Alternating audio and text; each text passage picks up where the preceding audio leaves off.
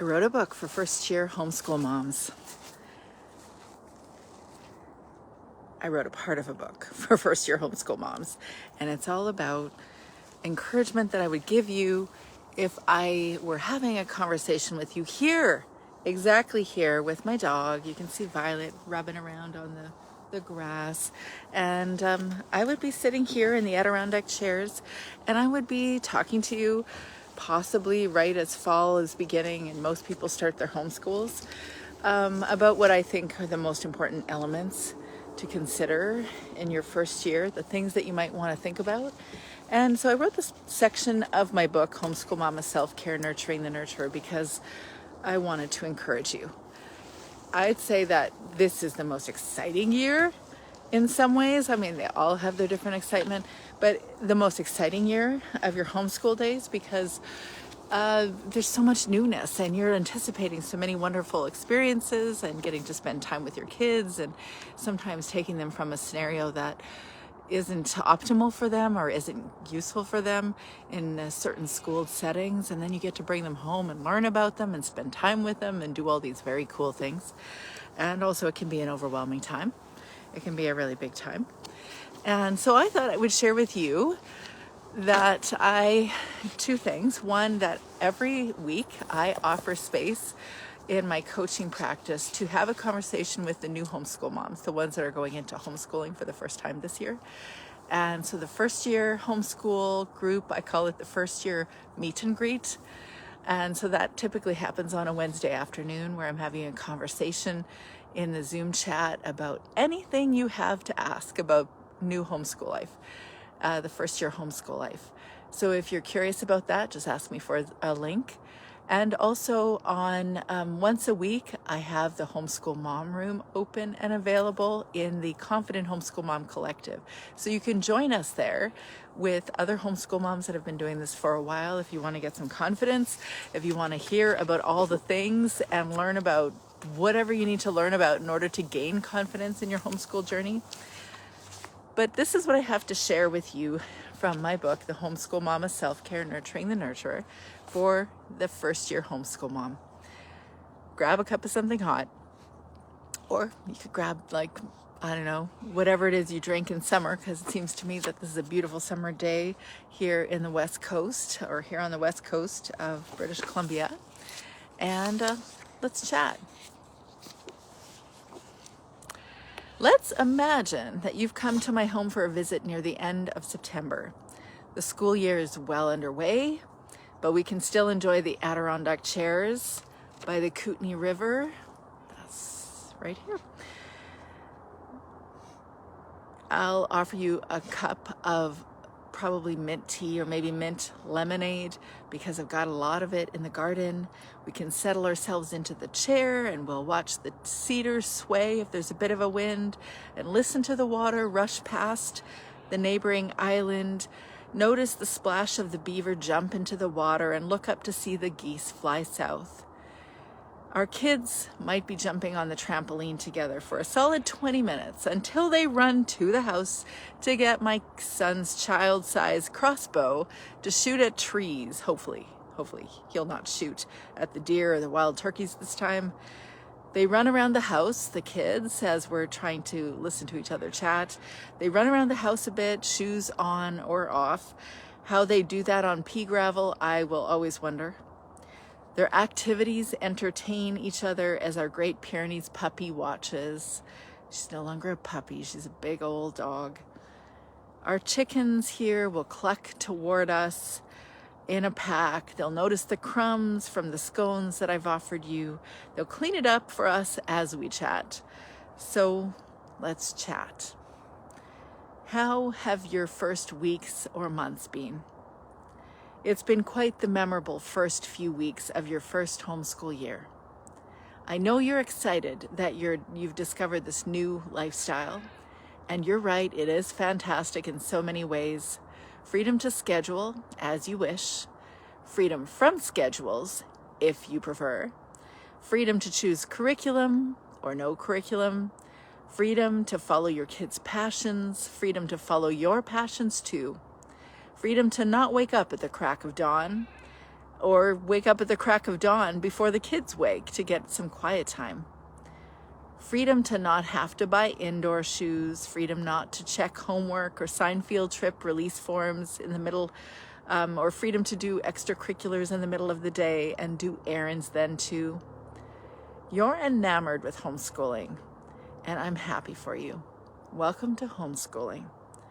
May I make 4 suggestions that will help you continue to enjoy your homeschool journey.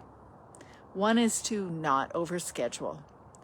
If your first foray into homeschool planning includes reading homeschool philosophy books like things from Charlotte Mason or classical homeschooling or project-based homeschooling, you may have created a schedule that might overwhelm a trained school teacher.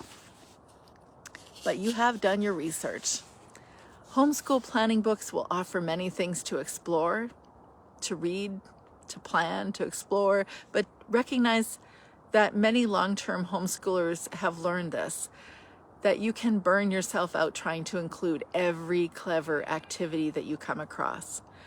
As a result of that burnout, you'll wonder if you've made a terrible, terrible mistake homeschooling in the first place. So build margins in your days so you can have downtime. Have fun with your kids and follow your kids' interests and yours. You'll build your philosophy as time goes by. The second thing is not to over-purchase. And that one's tricky because I know by September, especially the 3rd week of September, we've probably already purchased. Can I hear an amen? And to this day, despite having graduated as a homeschool mom, I still have some of those things from way back in the first year, and I did not use everything. So try to resist over-purchasing. Now, what I say about that is that you could actually go to this, like a conference and buy whatever you think everybody else is buying. You could go just to look, though, too. But I'll bet in the first year you probably won't. You'll bring luggage, or at least that's what they did back in the day. A rolling piece of luggage. So all the books and curriculums you're about to purchase will be easier on your shoulders as you're walking through the convention hall. I know that in your excitement to plan your child's education, you might spend a mortgage payment in your first year. By your 10th year, you'll still be using the unused curriculum. Or you can buy a little curriculum and supplement with a library card. But you could also think the library is my homeschool curriculum resource center. Then supplement as needed. I know you need books. I'm aware you feel the pressure to have every book for every conceivable knowledge thread at your fingertips. I have 5 full bookshelves for just that purpose. The internet and library can be your bookshelves too. Then I would suggest my 3rd thought is don't overplan, which is hard to do, especially when we're doing something new for the first time. But come August, and most homeschool mamas are hankering to plan another year of activities. That's what happens when we have a relaxing summer, because kids aren't as appreciative as the planned scripted days you prepared for them, though. They won't always thank you that their every moment has a plan, but I see it. And by the way, happy Mother's Day, because I do see all that you do, whether you're a first-year homeschool mom or not. You plan because you care. All your efforts might make your existence feel validated, but your kids aren't invested in completing your to-do list. Write your ideas in a planning journal so you don't forget them, then hold them loosely and go with the flow. Your kids' education does require conscientiousness. Why do this whole thing if we're not trying to do it right? But maybe the bigger question is, what is right? We're not competing with Google or ChatGPT or Wiki or an encyclopedia. Do those exist even anymore? We're not competing with those things, and we're not trying to replace God as we educate our kids.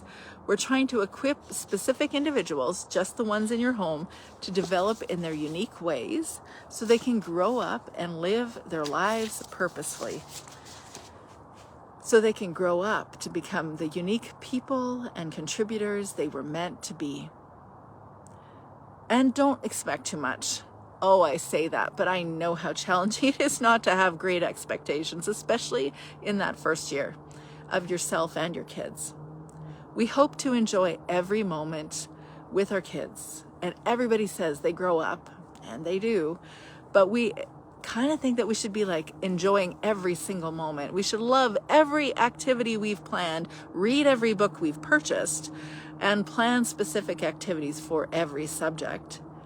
This is, though, the mathematical formula for homeschool frustration and unhappiness. These homeschool responsibilities, they come with great reward, but a great reward comes with great effort. There is a reason the public's eyes bug out when you share that you're a homeschool family. Their gut instinct that homeschooling is hard work, that it may be an overwhelming responsibility, is not wrong. It might be right.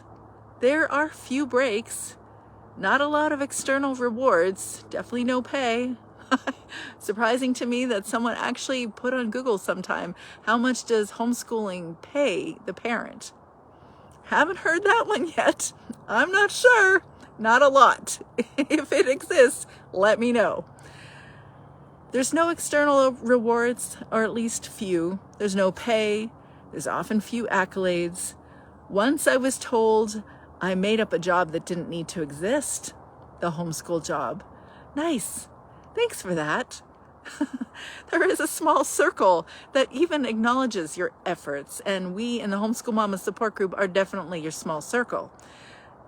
But this is why you better be telling yourself you're doing a great job and not to be unrealistic, because there is few positive affirmation out there, or very little validation out there.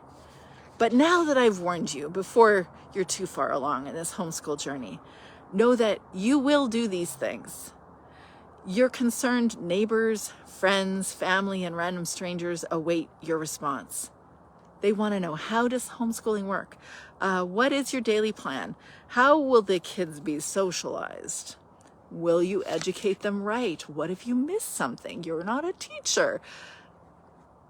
I'll tell you why you shouldn't overschedule, overpurchase, overplan, and expect too much. It will drain your unhappiness. So make your goal in your family happiness. No, you won't always hit it. No, you won't always get it. No, it will not be yours beyond a shadow of a doubt 100% of the time. I can guarantee you that. But make that your goal. Happiness happens. And then happiness passes. But we're all wired for happiness. Whether we like to tell ourselves that or not, real life, real living with all the challenges and curveballs knocks at everyone's doors, and that is life. I'm confident anyone I'm confident anyone who entered the homeschool world had a certain level of idealism and optimism. But be gracious with yourself when you discover that you're there, and focus on the happiness that you and your family have created, because though there is no perfection or utopia in this homeschool family life, in this homeschool journey, it is amazing. You have joined the ranks of a lifestyle that has so much freedom, so much possibility, so much customization and individualization, and time to do all the things that you really love, so you can help your kids live their lives on purpose. They can live into who they were meant to be, and you actually afford the time to allow them to do that, and you can too. So welcome to homeschooling. FYI, there was no way that you and I, sitting here on the Adirondack chairs or at the edge of the Kootenai River, were actually able to sit and have that long of a conversation before we were interrupted by our kids, I'm sure. But I am so very excited that you are beginning your homeschool journey. And if you'd like to have a direct conversation with me about any of these things, you're welcome to join me in the first year meet and greet. Just let me know that you'd like a link to have a conversation, and welcome to homeschooling.